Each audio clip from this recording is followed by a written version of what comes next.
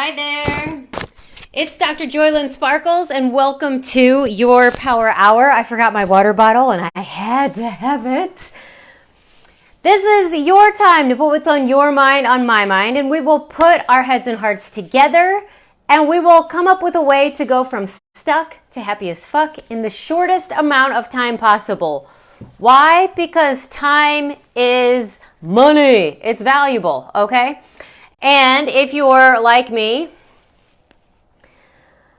you've spent a long time trying to figure stuff out, make and create change in your life, and maybe, just maybe, a little bit irritated with how long it's been taking, okay? So, you have already done a lot of work. There is an ascension, transformation happening globally, universally. And in that, you are changing on a very personal, cellular level. This stuff is happening. In this process, in these processes, self-care is absolutely paramount. It is not an indulgence. It's not fluff. It's essential to actually speed it up. Because self-care is self-love, and really, at the heart of everything that's going on, we came here to know ourselves.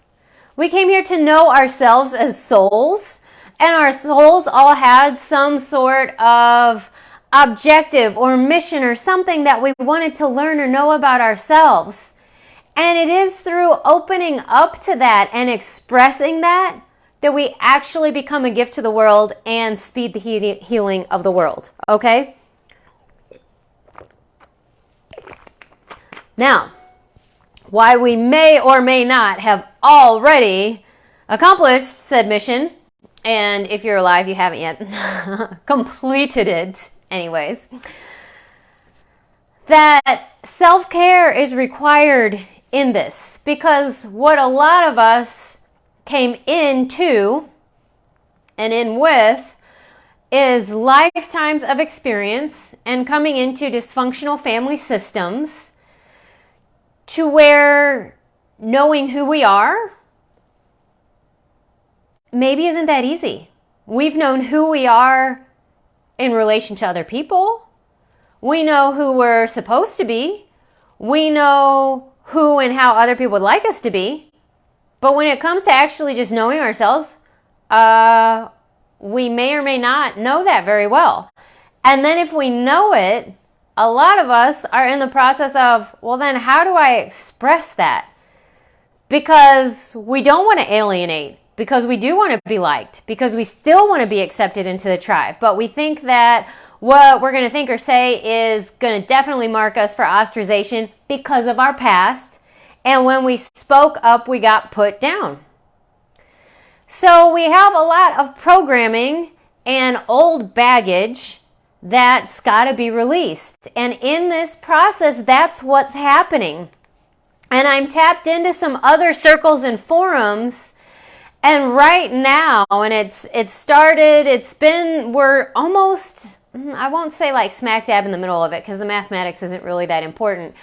But that fire, the element of fire and the chakra, the heart chakra, that's the fire of us, is the one that's really being activated right now.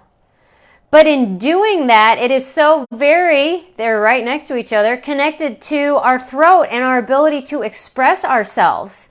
And having that been tamped down for so long that a lot of times it flares up and we don't have complete control of it. So part of self-care is going to be having grace with ourselves through this process, knowing that we aren't going to get it right all the time. But if we don't ever start, we're never going to get it. We can know that for sure. Okay? But here's another thing that I'm going to say. That if we don't start honoring and acknowledging the value and essentiality of self-care, our own soul transformation just becomes another vehicle for abuse for us. Because that's what we know. So that's what we'll fall into if we don't have something else that we're choosing to do. We will use anything and everything that we've got as a tool to hold ourselves in the place that we know. That's what the subconscious is going to do by function, not out of sabotage or malice, but out of mere function of keeping you alive, and as such, you've made it this far so you can continue indefinitely that way. So unless you give it new instructions, new mode of operation, assert some conscious control and get some help from your superconscious, you're going to go back into that. So that in your process of healing and in transformation, you'll go into overdrive and refuse to take any rest. You'll put too high expectations. You'll over-expect things of yourself, of the pace, of the outcomes that you want to see externally, and set yourself up for more disappointment to put you back into emotionally addictive patterns. I know I have been very addicted to disappointment in my life, to where if I set unrealistic expectations, guess what I have just done masterfully? I've set myself up for disappointment so I could get another hit. We've got to be aware of these things and manage and make more realistic our expectations of ourselves and the process, which is not always easy to do. Again, this is where grace comes in, because this is not something we know or are good at or have seen modeled for us. So sometimes coming up with expectations or even just guessing at what benchmarks might be, that is also going to have its own learning curve. So if you've set expectations too high in the past, that's okay. That's not just because you're an addict, but there are times when, if we're honest, we did do that. But it's also because you didn't know. So you started out anyway, you aimed high, good for you, you're a high achiever, love that about you, you're ambitious. But now we can be like, ooh, when I really clench onto that outcome and when I really absolutely refuse to let go of this, let's be honest, artificial timeline that I set, it gets really kind of difficult. And we will often overprocess. We'll be doing too many things at once, trying to get movement. And in that, there's no rest and there's no space for integration. Because one of the best, we haven't had a lot of human models, but one of the best, because it's always happening, models that we have for transformation is nature. And you can see how she moves at whatever pace she fucking pleases. Sometimes it's gingerly, and you wonder if anything is happening. And then sometimes it's explosive. This happens with little seeds. You can just sit there and look at the dirt in your egg carton and be like, nothing's happening. But underneath the dirt, there's a whole lot of stuff happening. We're just not aware of it yet. And nothing. And then pop! All of a sudden you see this little pop of green. And I don't know about you, but I do a little happy dance in my kitchen whenever that happens. So then all of a sudden, and the same thing will happen with fall. It'll be like rainy and maybe a little bit breezy, and then it'll be a really warm, hot day. All the trees, they're still green, maybe kind of yellow, and then all of a sudden it's yellow. And then it's yellow for a while, and then all of a sudden the trees are bare. And it just flows at its own natural pace, and a lot of times it looks like nothing's happening, and then all of a sudden it's different. That's how transformation is going to go. We've got to know that we are also nature. We are not separate from it. We are it. We are Earth. And so we're going to move in the same pace, in the same cycles, in the same waves as she does. So let's start leaning into that and having grace with that, being grateful for that, because it's in line with a divine design, so the way is going to be easier if we let it. If we don't, if we insist on doing this push, mind, top down, authoritative, I'm going to direct and dominate because that's what power's been handed down to us. If I'm going to have power over this and I'm going to control the fuck out of it, we end up becoming a martyr or a victim. Because a lot of us know that this transformation process, in it and by doing it, we are breaking generational patterns. And when we go back home, sometimes it's even painful or embarrassing to witness what we came from and been like, oh shit, yes, let me help get that off the planet. But if it becomes a task, then it's, oh, I have to do this because no one else will.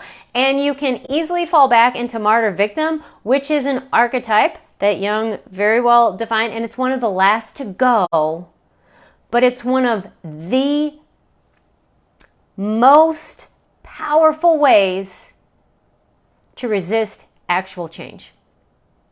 So that if you use your transformation process to become a martyr, you actually use your transformation process to stop the transformation. Very interesting, isn't it? Okay, let's not do that, okay?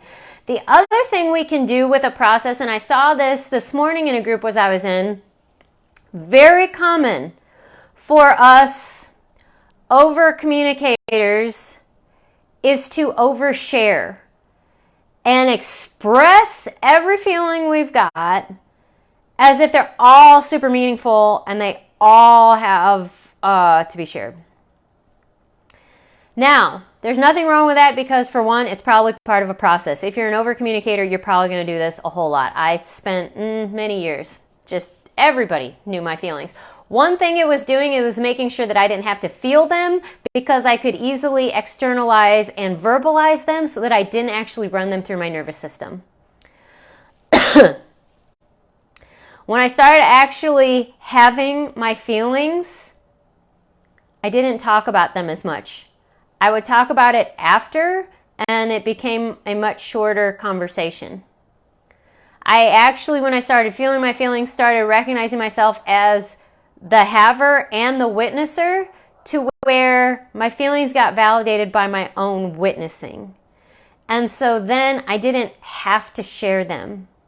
The other thing too that this pointed me to is how sloppy my boundaries had been, because I just shared everything with everybody, partly because I do know and believe about myself.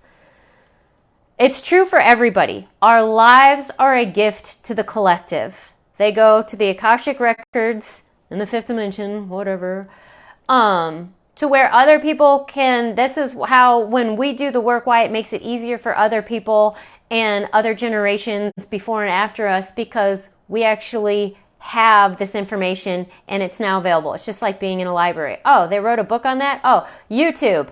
Oh, now I know how to do drywall. Okay. Oh, now I know how to sit and do my feelings. Oh, okay, neat. But before I would actually do it, I would just share it with everybody because I actually wasn't acknowledging my own worth to have an experience, to have my own lived experience. It's very odd. So that if you do tend to be an over-communicator and an oversharer, check in to see about how worthy you feel about living your life and having your experience. Or does everything need validation and witness from someone else? Just something to notice at this point. Also, when we start processing, and you will see this a ton in both couples and when people are earlier, new and earlier, it'll happen at any time, but earlier in this self-transformation journey, they're really enthusiastic about it, which is great, but then they want to share everything and also want everything to make sense. And it doesn't work that way. Very unfortunately, I know for us really smarty pants types that really like sense to be made, our checkbooks balance to the penny, all these things. Selena will like that. That sometimes, even though, then what happens is a lot of times there will be a moment of acknowledgement that, whoa, something just changed right then. But then I need it to make logical sense of what it was that just changed and where it was that fits place and how it's going to change from here and now. And it actually sort of, not completely nullifies, but dampens or diminishes the acknowledgement of the actual change or dismisses it or bypasses it. Because we've, again, made the logical sense the thing that needs to happen, not the acknowledgement that, well, something just changed. Now, I remember there's been 2 times in my life that I remember I was like, holy shit, something just changed and I don't know what it is or what's going to happen. One of them, I actually read a meme on Facebook, and it was like she looked at her life and said goodbye knowing she'd never see it again, and my body just got chills. And I was sitting next to my husband, we were watching TV, and I was like, something just fucking changed. I mean, I just knew that in my head. And I think it was less than a year later, and we were getting divorced. And I had no idea. At that time, we weren't fighting. We were having a very pleasant evening. But I was like, my life just changed, and I just said goodbye to something that wasn't working. But it took a long time for that. And I'm glad that I didn't show the meme to him. I didn't share, hey, something just changed here, and make it into some sort of logical conversation, dialogue. It was actually just an acknowledgement in me. And I actually was very open of like, I don't know what just changed, but something's fucking changing. And let's see how this rolls out. And because my mind would never have let me go there. It's not what I wanted. It's what had to happen. Another one was there's a spot on my body that still I judge. And I looked at it and said, I have judged you long enough. I know that judging you is not how I'm going to change you. So how do I love myself into change? And again, it was that one. Also, wow, like all rivers flow into the ocean, I guess. Like that one also added some momentum into the divorce because that happened a week after that. So interesting. I'm just acknowledging these things now. But anyway, when it comes to transformation, self-care is essential. It isn't fluff. It isn't an indulgence. It is not a luxury. It's actually a requirement so that our own personal soul growth does not become a tool or mechanism by which we can proliferate and perseverate or perpetuate our abusive patterns. Remember, I've said it before. I'm going to say it again because I like it. Slow is smooth and smooth is fast. And the ways of the soul and the spirit are ways of pleasantness. That does not necessarily mean always comfortable, because courage requires discomfort, because we're going to look into the unknown and facing uncertainty. But they will be pleasant, meaning we don't have to blow up our life. We don't have to prove anything, and we don't have to push harder than we can actually go in order to do it. That's never going to be required.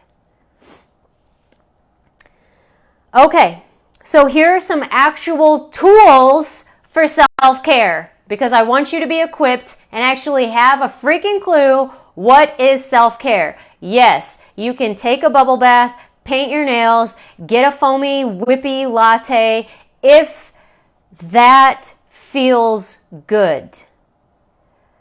But anything and everything is available to be used as in for self-care and as movement for healing and transformation if we just ask this one question: is this being motivated by my wound or by my healing?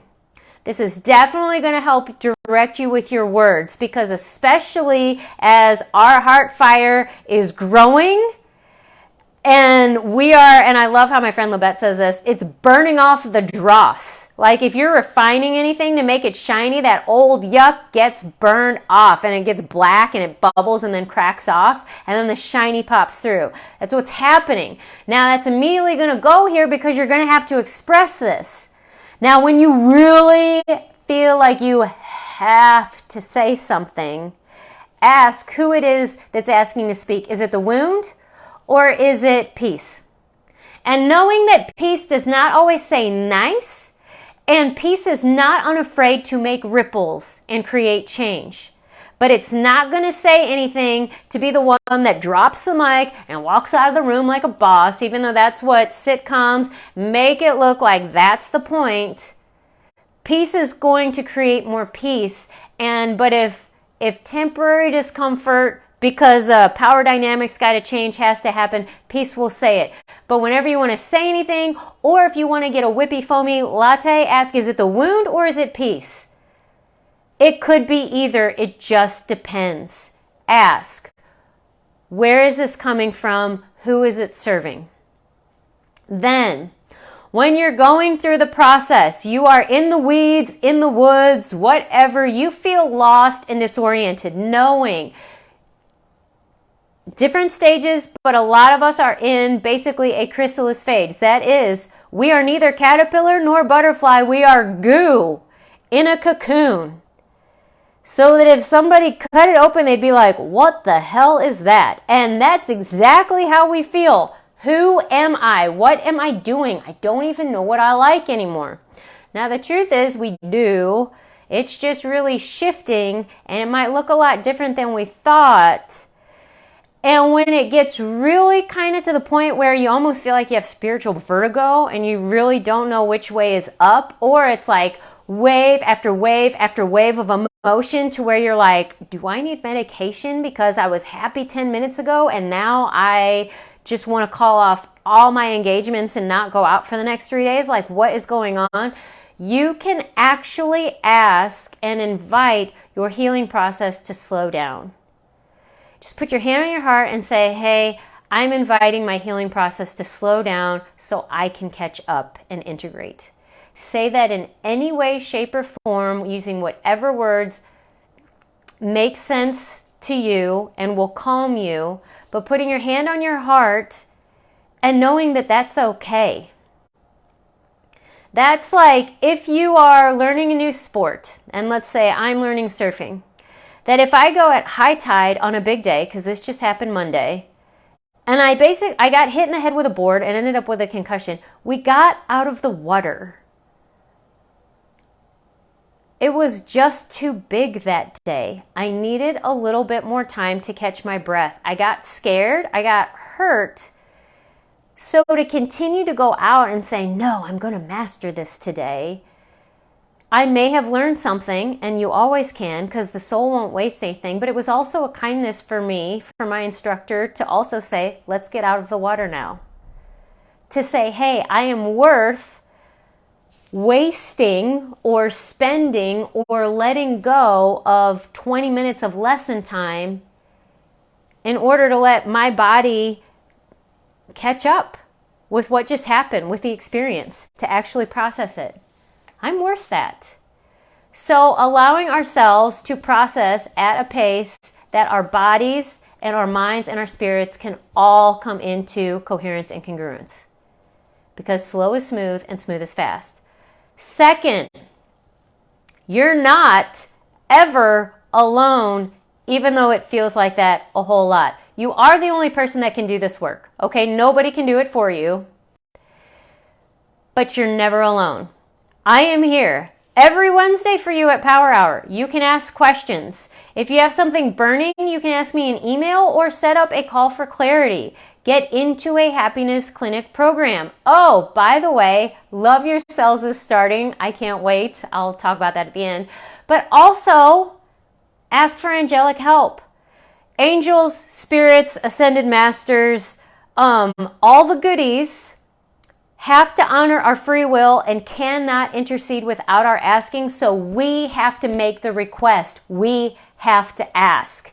It's like getting a change of address by the U.S. Postal Service. You actually have to put that in there, okay? Can you please send my mail to a different address? Angels, can you please help me with this? Now, let me tell you, they will help you with anything and everything, but here's two things to be aware of. Number one, energy doesn't lie, and if you have an underlying belief that you may not be aware of, that's what's actually being asked. It's the energy that's being asked. So if you say, hey, angels, show me $1 million, but I deep down have a belief that I'm not worth a penny, that's what's actually going to get delivered, okay? Your belief, your energy matters. That's why we're doing this. That's why there is all this upturn, is to get all those buried beliefs up to the surface so they can be burned away, blown away, swept away, washed away, so that then it's clear. Okay, so know that it's your energy that's making the ask, not necessarily just your brain and the words. Number 2, the things that will in general help speed the process along then, because you're like, well, I'm asking for this, but apparently I got a belief that I don't know about. Ask for them to increase your willingness to change, to let go of what isn't working for you. Angels, please help me let go of this. Please help me release this heaviness, this resentment, this anger, this jealousy, this belief that I'm not enough. Help my willingness to change. Help me release this. Please, angels, help me with patience. That's one I've been asking a lot because not my natural, because my human model, my father, is one of the most impatient people I know, and I followed suit. So, God damn it, I said it should happen in 2 minutes. It should, right? No, nature doesn't work that way. So, please, angels, help me be patient. Angels, please give me some relief here. Help me feel some relief. Help me find relief. Help me be willing to have relief, because that's going to come into steps that are coming right after this. But where sometimes when we're in the middle of a process, we actually have to set it down and do something else, which when things are uncertain or uncomfortable or in the middle or even maybe unpleasant, we're going to have to choose to do something fun, different, unrelated to this thing that if we focus on, nothing will change, nothing will actually go faster. We will just be staring at the dirt, so we can ask for some relief. Help, and in that being like, okay, I'm not going to see anything today, so let me go dance, call a friend, get a foamy whippy latte, whatever. Okay, anyways, ask for relief. Also, angels, help me become aware of limiting beliefs. Help me release limiting beliefs. They would love to help you with that, okay? Your soul, your angels, your spirit team would love and delight in your request for them. They would be honored to help you get rid of this shit, okay? Because it's this shit that's actually clouding up your intuition to where when they talk to you, you hear garbled. You know, like that telephone, blah, blah, blah. They're saying, I love you. I need to be loved. Nobody loves me. They're like, that's not what I said. Go have some fun. Everyone else is having fun. That's not what I said. See? They would love to help you get rid of these limiting beliefs, okay? So ask your angels for help. Help me be willing to change. Help me release this heaviness. Help me be patient. Help me find and have relief. Be willing to receive relief. Help me get rid of these shitty beliefs, okay? Okay, here's a huge one, self-care. We're going to go just slightly over and I'll talk faster maybe. Okay, don't react. In this process of transformation, there will be days where you're going to have a million emotions a second. There are going to be days where like nothing is freaking happening. There are going to be days where you sense something's happening, but it's like being in the dark and you can only hear stuff, but you can't see anything, and that's annoying. And you're afraid you're going to trip because that's an old limiting belief. It's like something bad's going to happen. Like, all of it is okay. The biggest thing to do that's part of this transformation, that's a part of our evolution, that's a part of us becoming and growing as human beings and becoming models for other people, you don't react to anything. Every time you see you're kind of getting clenched and tightened, you just relax. Start practicing relaxing in the face of contraction. So when we want to talk about it, when we want to understand it, start noticing that you want to talk about it, that you want to understand it, that you want to have words for it, that you want to sound so smart because you figured it out, that you want to share it with somebody. Because we can start to trust that when somebody wants something from us and we've gone through it and we've got it to share, and we will happily share it because we're loving people. We can start trusting that. But when we need to share something because we're so enthusiastic, we actually get pushy. We're reactive. We either want to show somebody that we got something, or we need to show ourselves that we got something, or it's just too intense and so we just want to throw it out and put it on somebody else's lap and help me carry this. Just notice all this. And when you're happy, and then you're sad, and then you're sadder, and then you're really happy and you forgot why you were sad, you're not crazy. It's just a lot of change is happening. Some of it's yours, some of it's the collective. It's a mixture of both. Just allow it. And also trust that the process is processing. I saw that on a meme too. I was like, oh, that's very helpful. Trust the process is processing, even when it doesn't feel like something is happening. And this is where we're getting to a couple of things to do. Going into nature will help. There is transformation that happens by virtue of being in a non-judgmental space. Nature provides non-judgmental space. And I recognize I've been going and visiting my favorite tree every day, and I just had a realization that's been changing me on a cellular level. That company and presence of that tree showing me how tree is tree because tree is tree. Tree expresses itself because that's what it is. It just has an essence, so that's what it expresses. And by me just being with it, I'm starting to get it. It's starting to sink in. Oh, I'm a JOYLYN, so I just do these things because I'm a JOYLYN. So I'm a JOYLYN, so I'm just going to express JOYLYN. And then I'm going to get curious about, what does that mean? How can I do that more? How can I enrich that? How can I color that? And then I do it just because I do it, and I trust that because I'm part of consciousness and we can't be separated, that if I do that, it will be a gift to other people. I don't have to try. But also because I'm a JOYLYN, and JOYLYN's going to express JOYLYN, the essence of JOYLYN, I actually did choose a career where it puts me in that path because I like that, okay? But if you don't, it's not that you're doing anything wrong. It's not that you're not helping people. It's just you just have a different essence to express. Going into nature and being with beings in a non-judgmental space that just express their essence because it's what they are and that's what they do, transformation will happen. So one of the things you can do for self-care is get into nature. Another place and space of non-judgment is in the Happiness Clinic programs. I have done so much shit wrong that I got no leg to stand on to judge you. And if I do and you call me on it, I will not like it, but I will eventually laugh at it and say thank you, okay? I am good at giving space. That's what every client I have ever had has said about me. That's a lot of has and haves. Is that they appreciated the space that I gave them. They could say anything and feel that they could feel anything, and I wasn't going to judge them for it. So that they actually got to see that a lot of what they were fighting was their own judgment of themselves. And in that space, in those conversations where it seems like we're just having a conversation and I'm talking about the same old shit, there's transformation that's happening because the space isn't different. I don't have an objective or an agenda to change you in a certain way.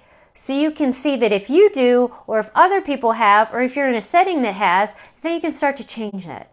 Get back to your essence. So nature and the Happiness Clinic, all right? Non-judgmental space that will allow for transformation. Also, take care of your body in this. Move. Let it be fun. That might mean that on some days you got to sweat and be breathless, and that's great. And there are some days where you're going to walk at a snail's pace. That's all good. Just check in. Is it the wound or the healing that's motivating this? What's true? Don't hold yourself back and make yourself just go for a walk if you really just want to sprint a couple of yards and pop a sweat. Don't make yourself do anything. Allow yourself to move and let it be fun.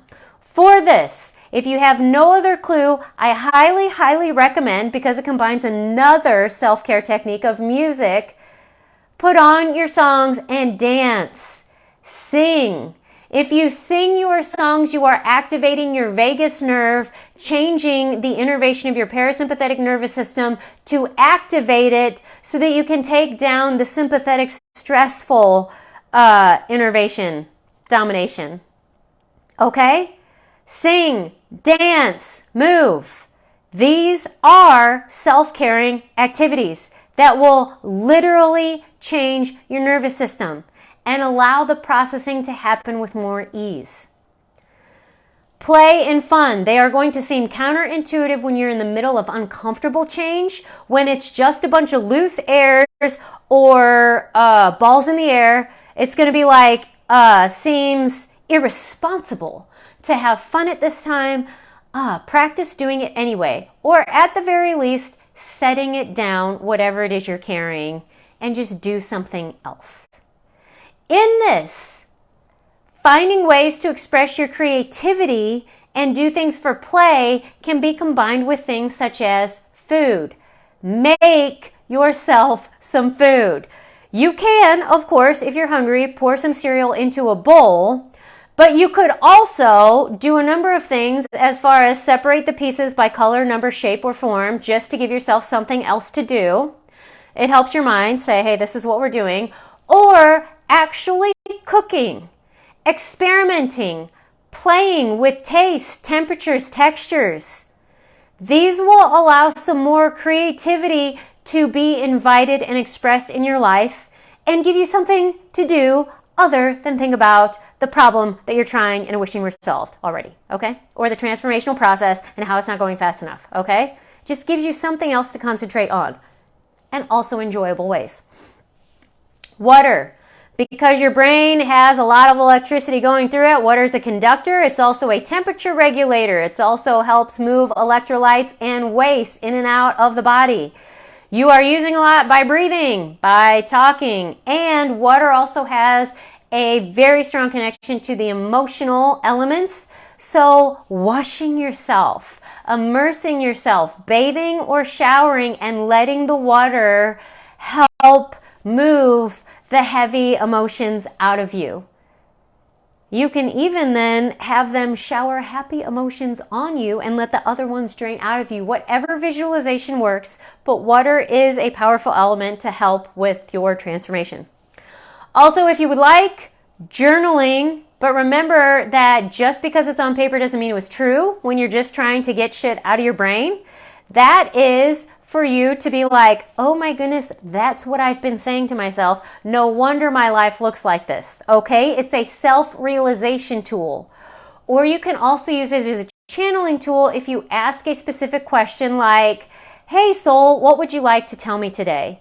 I got a very astounding message of love that I was not expecting. I, of course, thought I was going to be getting, you need to do this and this and this and work on this. My soul just basically said, I love you. You're my everything. Please let my love in. And I started crying. Journaling is a powerful tool. Talking to people can help. Again, you have to be really mindful of who you're speaking to. Do they have good boundaries? Do you have good boundaries with them? What is being spoken? Is it the wound or is it the healing?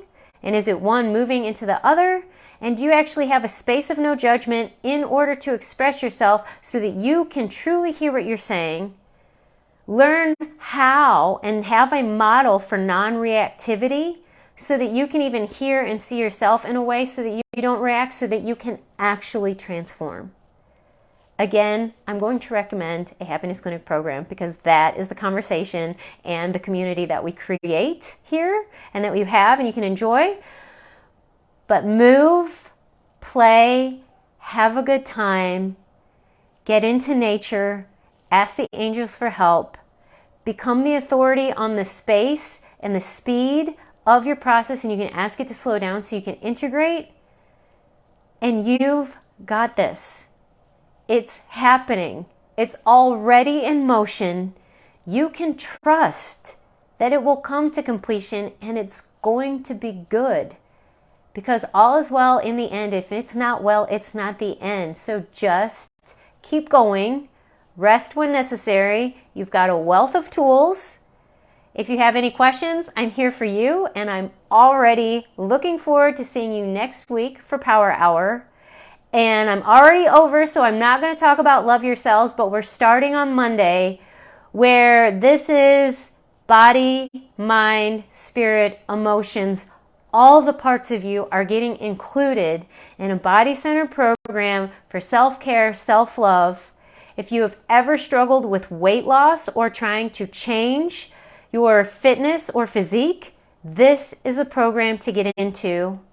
This is the one that's going to carry you through the holiday season so that you have support while going through all of these old triggering stages in people. Okay? I invite you to check that out. Schedule a call for clarity so we can talk about it, make sure it's a good fit. And until then, I love you. And I'll say that I had a supervisor always say, go gently, knowing your goodness. I will see you next week. Mwah.